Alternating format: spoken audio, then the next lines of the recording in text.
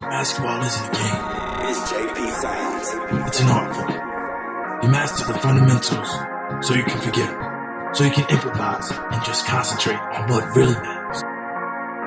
Getting buckets.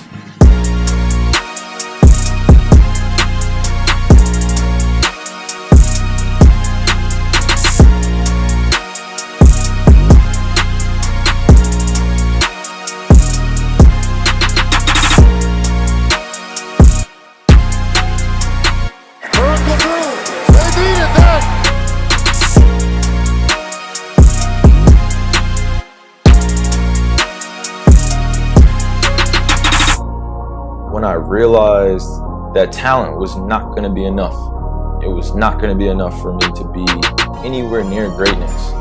I made that choice to outwork everyone. Don't reach, young blood.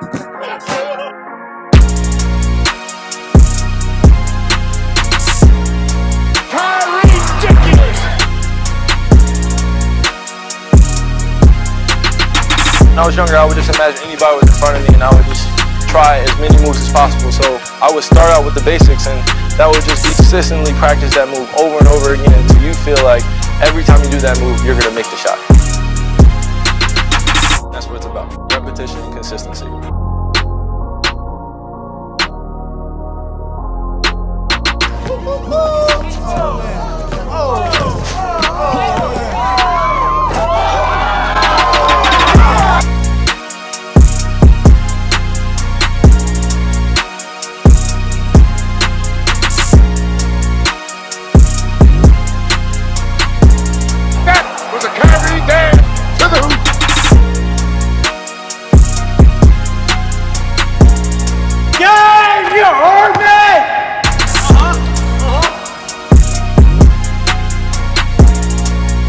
I got my swagger back.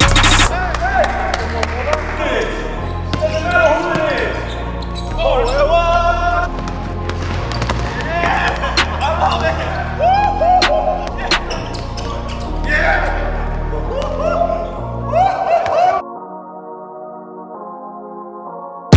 And I would just work on consistent combinations. You always want to have second and third and fourth and fifth and sixth moves where the defender just gets tired and he doesn't want to guard you anymore. That's how I practice.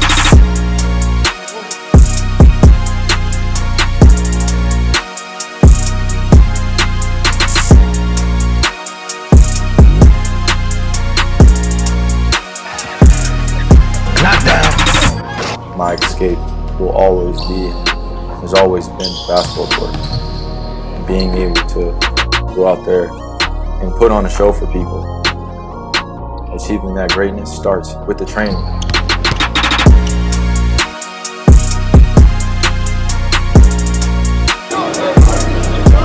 He gives you the move with every part of his body.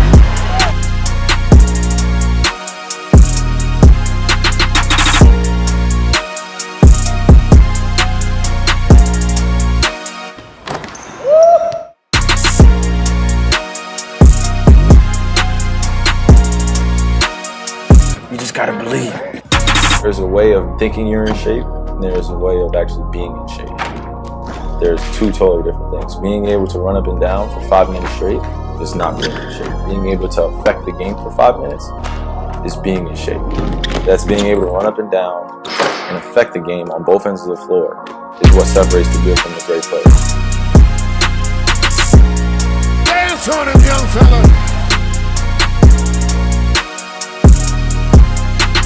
All I was thinking about in the back of my mind was Mamba mentality. And just Mamba mentality. That's all I was thinking. Bruising ankles and he goes Kyrie Irving.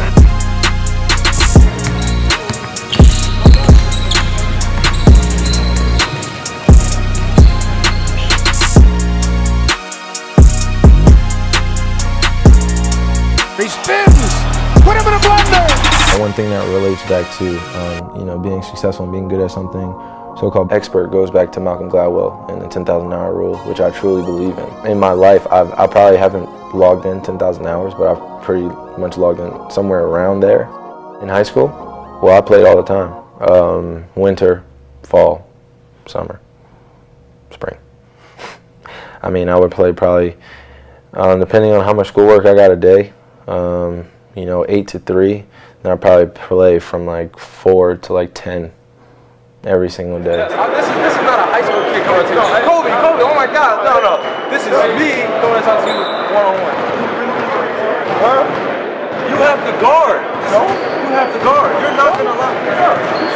You're not going to lock me up. It's over. A year from now. Next up. Okay. Heard it. I think you're talking to a high school kid.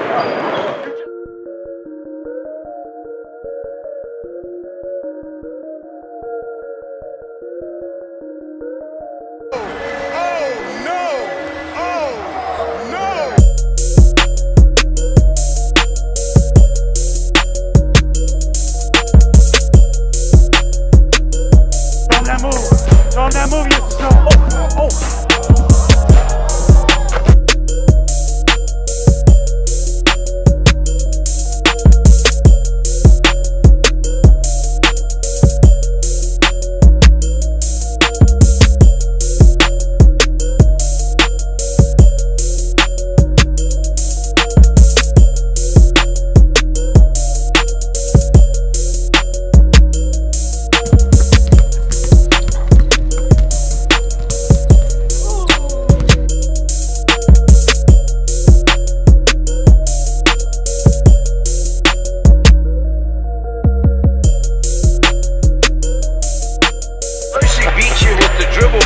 He has an incredible knack of finishing around the rim.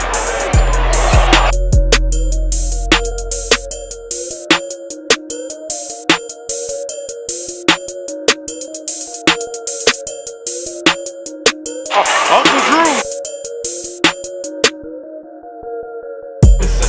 With a nice spin move, the Kyrie dance, too.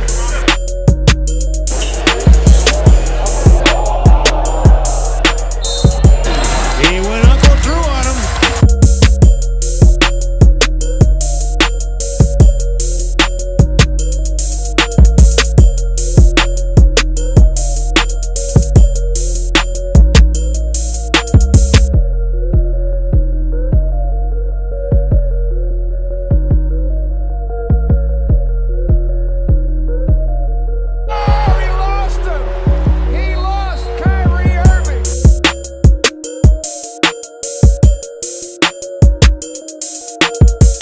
And I created combinations with the drills I did. So I would be by myself, and then I would do crossover behind the back, go to a pull-up.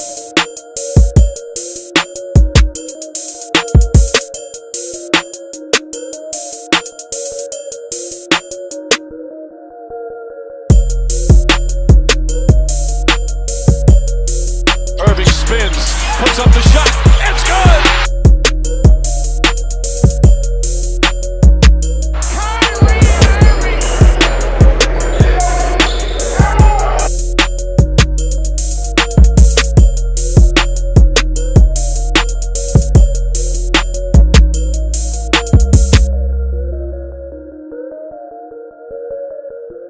When spinning the ball on both sides of the rim it starts from practice. What I used to do when I was younger is I used to see all the angles on the backboard, and if you look around, there's so many angles that you put the proper spin and it'll go in. And you have to practice that. And literally just stand here and just spin it on both sides.